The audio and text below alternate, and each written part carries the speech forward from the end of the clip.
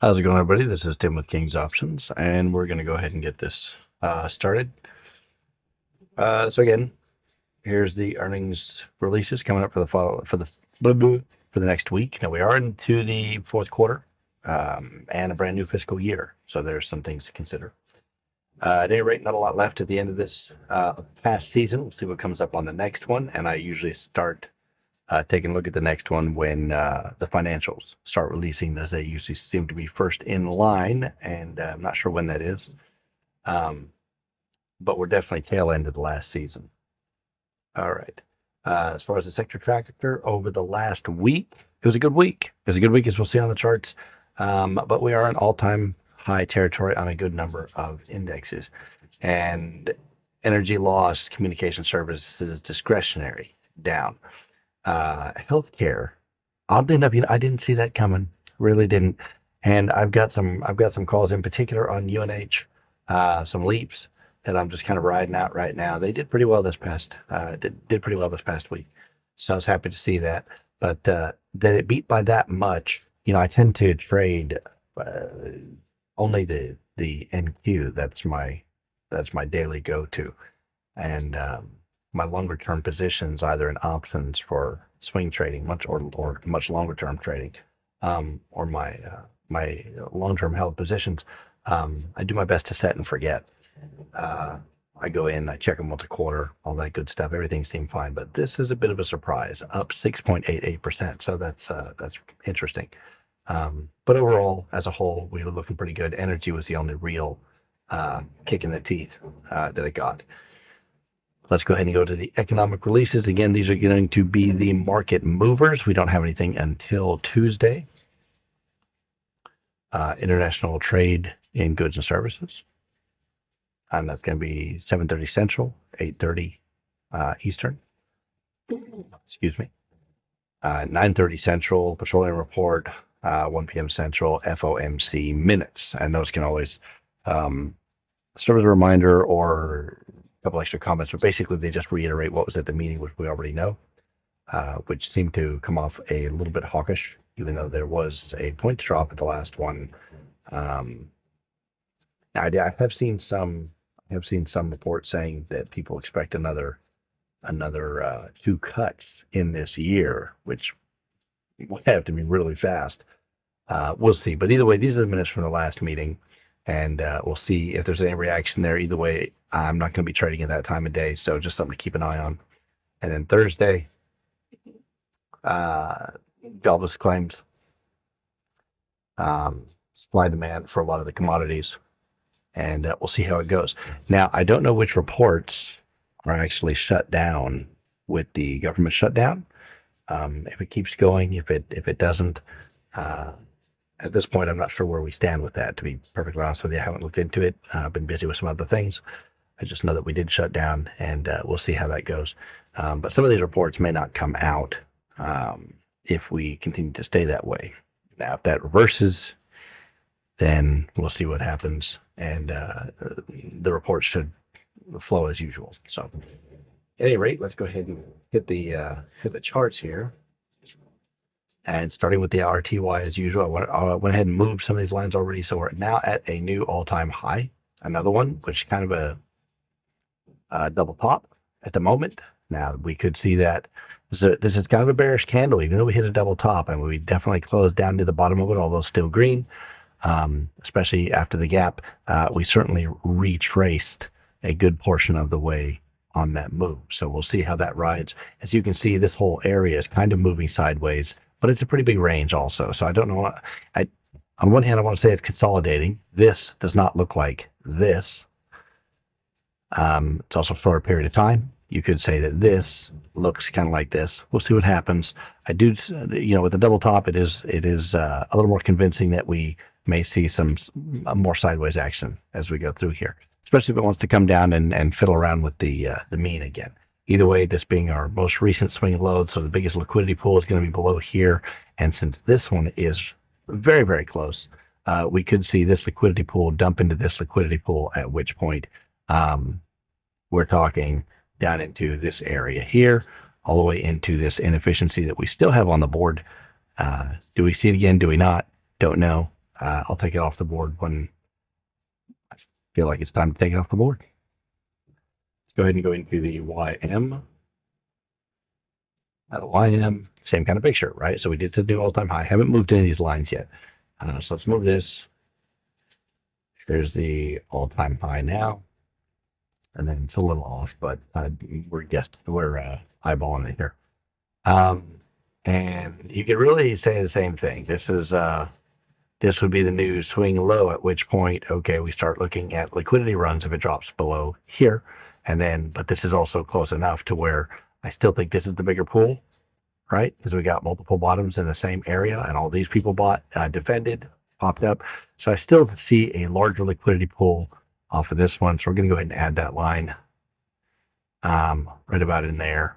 And actually, we're going to put it on here, saying that this is the larger liquidity pool. So if we lose this liquidity pool, watch to see if it runs down to here, and then do they defend or not.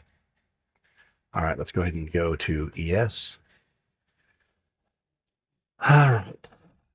Well, now we've dipped into this inefficiency a couple times, and both times still came back up to near the top of it. So I'm going to leave that efficiency here. But what I am going to do is I'm going to decrease it a little bit. We're going to go off a candle body. We're going to call this more the inefficiency that is left on the table. Not so much a swing low. So the liquidity pool is still down here. That's fine. But we do have an all-time high that we are marking. And again, we pulled back off and got into the top of this range-ish. When I say range, we're looking at, I'm not adding this drawing per se, but you see what I'm saying, right? So we pulled back into this area right here. So we did pop up, set a new high, came back, closed in the top of that range. Now, does it stay a range? This isn't a double top. This could certainly just pull back a little bit, set a new higher low, and then pop up again. And at the moment, that looks to be very much like what it is trying to do. We'll have to see. We are a little, we're above 2 on the Keltner channels, 2 standard deviation off the mean. So we'll see what happens there. Let's check NQ. Again, same inefficiency still here. This swing low, we're going to move up though. And actually, I kind of like it here at the top of that. So yeah, liquidity pool here. But we still have this if it pops down in. We're gonna use the range for this one. That's definitely open, and we're gonna go off this new all-time high. It's about there. So what do we see here? This one to me even looks more like a range than the others. Now, maybe that's because we dipped a little lower into this area. I don't know, but this looks more like a range to me. Definitely not a double top. This is a higher high, very clear higher high, not questionable, but it is changing the angle of we're going here to now here. And the argument could have been made on some of the other ones that was the case too, especially where we saw that double top, because it technically was a little bit higher. But this tends to be a more volatile market, and we'll see how this works out. Do we come and set a swing low? Do we just come and see this bottom? We could test this bottom. And in doing so, especially if it took a couple of days, this average could rise up to that bottom. We're in the same spot, about a 2 standard deviation from the mean off of the Keltner channels, in which case, maybe a little bit less, like 1.7 or so. But we're still up there by the 2, in which case we could see it fluctuate in here and it be perfectly normal. And being at the all-time highs, it may be a little more hesitant to run, especially as the market is overvalued by all metrics. The market is very, very overvalued at this point. But there's a lot going on with the economy, in this administration, that has actually been very, very beneficial. And there's a lot of unexpected moves that people just didn't see that are keeping things going in a very positive light. Now, I do want to say, again, for the sake of this, that you got to be careful, because the market is not the economy. A lot of people take a look at the market, and I had talking with a friend of mine here. I just had this conversation where it was, so the economy's doing good because the market's doing good. It's like, no. Okay. Now, don't get me wrong. The economy is doing good. A lot of people would have you can try and convince otherwise. And that's because they were looking for light switch fixes. It's like somebody, administration changes over, flip the switch, everything's all of a sudden better. It doesn't work like that. Things take time to actually come about. And if you look at the amounts, the amount of trades that are actually here, the amount of companies that are bringing money into the U.S., and the jobs that will create when those factories are built. It is ridiculous how well the economy is actually going. And people don't want to see the longer term effect, for any number of reasons, which I won't go into, but the economy is actually there and it is working very well. Now, it also so happens that the way that's working is people do want to invest. And therefore, right now you have the economy and the markets working hand in hand, left hand, right hand, working together to accomplish the same results. And you are seeing that. That does not mean that the markets are not overvalued. The markets are overvalued. It does not mean that there aren't things that can happen that can, uh, you know, cause things to come to a screeching halt. Absolutely. There always are. The thing about black swan events, because that's what that would be. That would be a black swan event. And the thing about black swan events is if you could predict them, they wouldn't be black swan events. So maintain your caution, but, trade with confidence as you look at these charts and as you see the setups and as these things are working in your favor. I would take advantage of it while it's here.